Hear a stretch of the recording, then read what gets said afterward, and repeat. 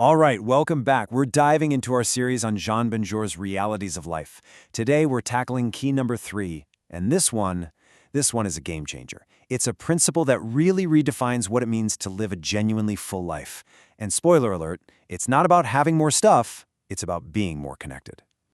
So here's the journey we're going to take. We'll kick things off by looking at that modern hunger for more. Then we'll jump back in time for a powerful story. And from there, we'll map out a really clear path to a more meaningful life, right here, right now. You know, at the very core of our modern lives, there's this constant conflict, right? A battle that's always raging for our most precious, non-renewable resource. It's the fight between accumulation and attention. Benjour just nails it with this quote. Our whole culture screams at us to chase accumulation. More money, a better title, more things. But here's the catch. Every ounce of energy we pour into that chase is attention we can't give to the people and things that actually make life feel full.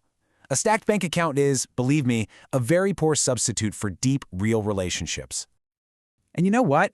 This isn't some new 21st century problem. Not at all. In fact, the legendary writer Leo Tolstoy explored this exact tension in this incredible parable about a man named Pahom, whose desire for more, well, it leads to a pretty tragic end. So, picture this. The story starts on this vast golden steppe. Pahom is a peasant, and he's convinced that if he just had enough land, all his problems would just vanish.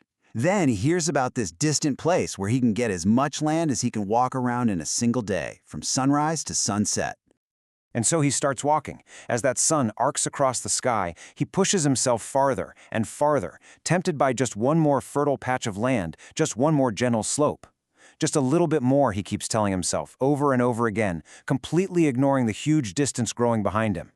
And then, all of a sudden, he sees his own shadow stretching out long in front of him. The sun is starting to set, and this wave of pure panic just hits him. He's gone way too far. He drops his tools, his coat, and he just starts to run. It's this desperate, heart-pounding race back to where he started. He can see it, the starting point, the people waiting for him, just silhouettes against that dying sun. He pushes with every last shred of strength he has, his lungs on fire. He reaches the line just as the final ray of light vanishes, and he collapses, face down in the dirt. So after all that, after that incredible struggle, after claiming miles and miles of land, Pahom's servant just picks up a spade and digs a grave. The only land Pahom ever really needed was a simple plot, just 6 feet long. See, Pahom's story isn't just about greed. It's about a massive misunderstanding of what life is all about.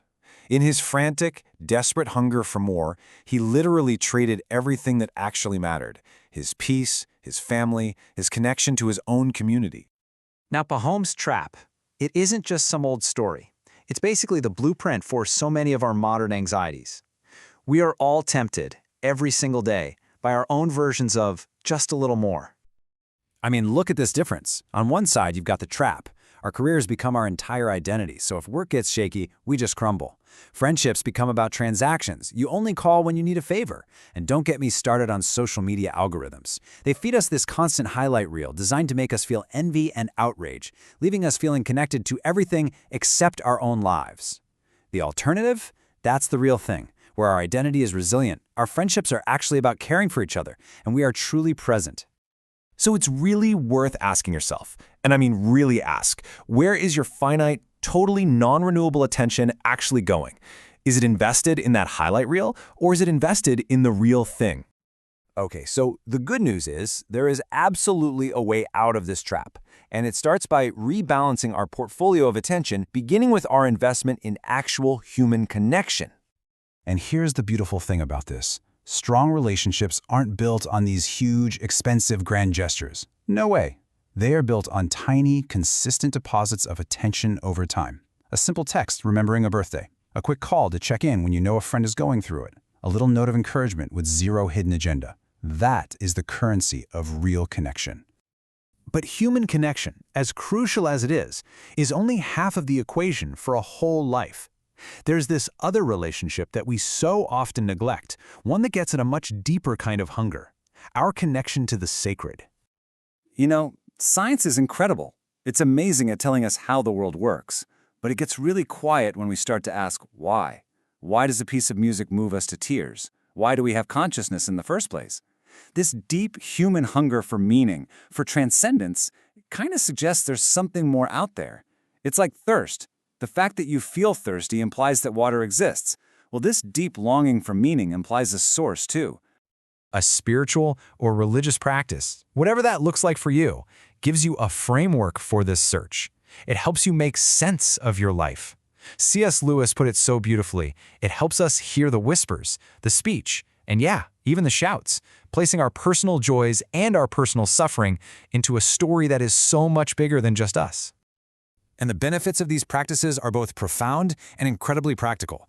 I mean, whether it's communal worship or quiet meditation, they give us structure. They help us pull our attention back from all the noise and distraction. They provide real, genuine rest.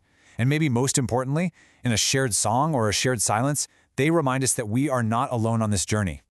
Think of it like this.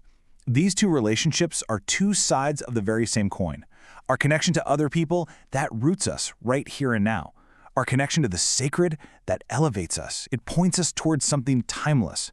You absolutely need both to build a life that is truly whole. Okay, so this all sounds great in theory, right? But the real power is in what you do.